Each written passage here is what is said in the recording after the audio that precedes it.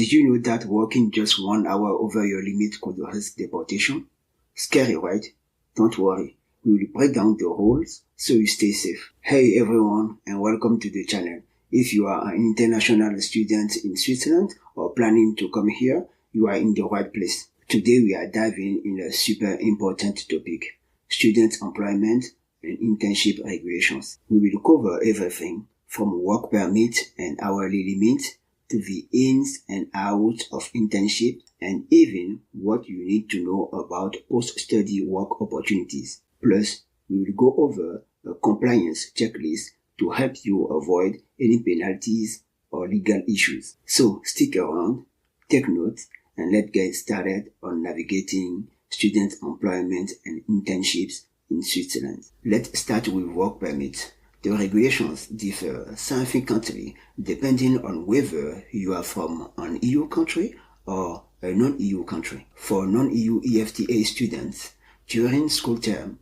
you are allowed to work a maximum of 15 hours per week, but only after you have completed 6 months of your studies. However, during semester breaks, you can work full-time, approximately 40 hours a week. It's also very important that your employer fills Form E with the OCPM before you start working. If you are an EU EFTA student, the rules are more relaxed. You have no hourly limit during the school term, and you can work full-time during semester breaks without any restrictions. Your employer simply needs to declare your employment to the authorities.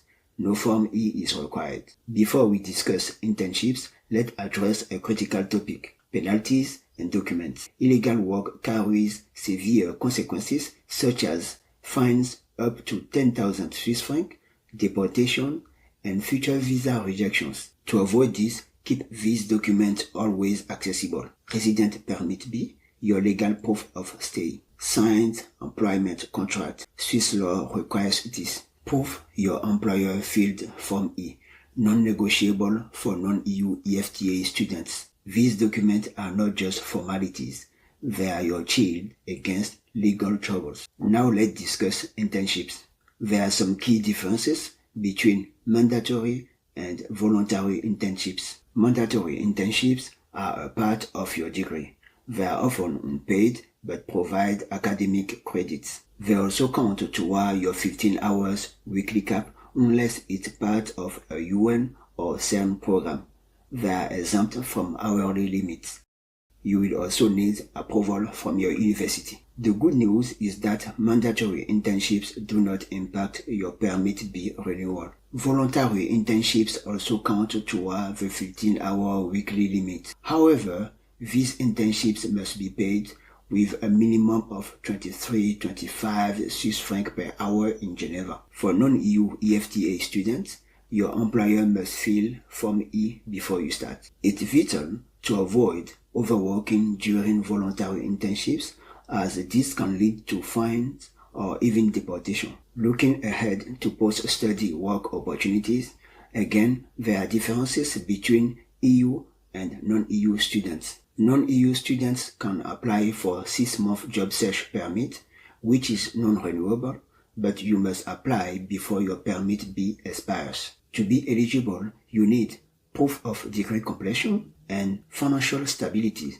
which means having around 21,000 Swiss francs per year. If you secure a job, it must be related to your studies and must have a minimum salary of 55,000 Swiss francs per year. Your employer will also need to prove that no Swiss or EU candidate can fill the position. It's important to note that your student years do not count toward the 10 years requirement for Permit C, which is for permanent residency. EU students have more straightforward post-study options. They don't need a job search permit due to free movement within the EU EFTA. There are no additional requirements beyond having a valid ID and residency. There are also no minimum salary threshold, and you can work in any field. Employers don't need to sponsor you, but must declare your employment. Finally, student years count towards the 5-year EU EFTA residency requirement. To ensure you remain compliant with all regulations,